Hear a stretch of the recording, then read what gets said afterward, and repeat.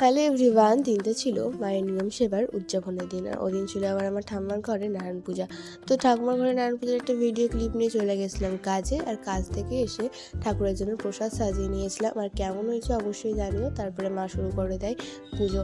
আর পুজো করা শেষ হলে চলে যায় মামিদের বাড়ি। নারায়ণ পূজা ছিল যেহেতু নিমন্ত্রণ করেছিল, তো ওখানেই প্রসাদ খেতে।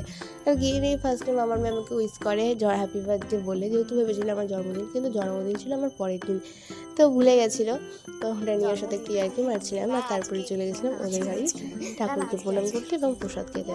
আর তারপরে চলে আসি আবার বাড়িতে প্রসাদ খেয়ে, যেহেতু সব জায়গায় নিমন্ত্রণ, আর নিমন্ত্রণ রক্ষা করার জন্য তো যেতে হবেই, তাহলে আবার মামি পরে বলতো যে কেন আসলি না। তারপরে আবার চলে আসি বাড়িতে। পড়তে বসবি না নাকি তুই? ওমা দেখছো মা তোমাকে বলবা পড়তে বসতে,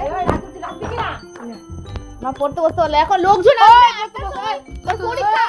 ওমা পড়তে বসতে বললা কি? আমি দেখেন ডান্সটা ধরি তো ভাব। দেখো আমি কখন হ্যাঁ তোকে যে মিষ্টি আনতে বলে দোকানে মিষ্টি কি আসলাম, দোকানে মিষ্টি নাই। এত ভয় তোর আমাকে দেখেছি। তারপরে ভাইয়ের সাথে ইয়ার্কি মেরে চলে যায় এটিএমে টাকা তুলতে, কিন্তু ওদিন এটিএমে টাকা ছিল না। কিন্তু আমার ভাইরা তো সেটা জানতো না, তো কে টাকা তুলে আমার হাতে দিবে সেটা নিয়ে ইয়ার্কি ফাজলামি মারছিল, কিন্তু টাকা তো আসলোই না পরে। তারপরে আবার আমি বাড়ি চলে আসি, সব বালকরা চলে আসে।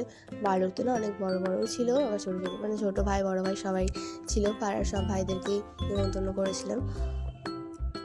আর তারপরে মা আর আমি দুজনে পা ধুয়ে দিই, আর ধুয়ে দেওয়ার পর সবাইকে তিলক কেটে দিই।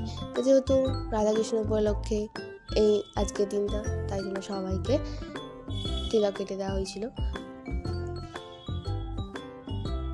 এটা হচ্ছে আমার জেঠুর ছেলে, প্রচণ্ড বদমাস, আর যেহেতু ছোটো বদমাস তো হবেই।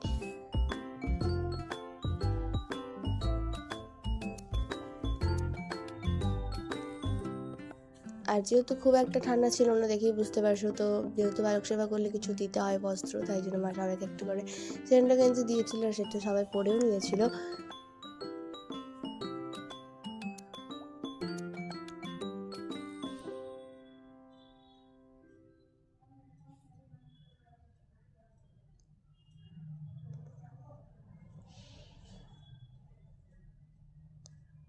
আর তারপরে সবাইকে খেতে দিয়ে দিই, যেহেতু 8টা সাড়ে 8টার মতো বেজে গেছিলো। আর তারপরে আমার একটা বোনও এসেছিলো, তার নাম গুড়িয়া, একে তো অনেকেই দেখেছে অনেক ভিডিওতে হয়তো। তারপরে আমার মামার ছেলেরাও চলে আসে, ওরাও খেয়ে নেয়। আর খাওয়া দাওয়ার পর আমার মামার 2 বালিকাকেও ইনভাইট করা হয়েছিল, যেহেতু বাড়ির পাশেই। তারপরে আমরা খেয়ে নিয়ে চলে গেছিলাম আবার একটা জায়গায়, ইনভিটেশন ছিল আমার এক কাকুর বাড়িতে, বাড়ির পাশেই। ওখানে ছিল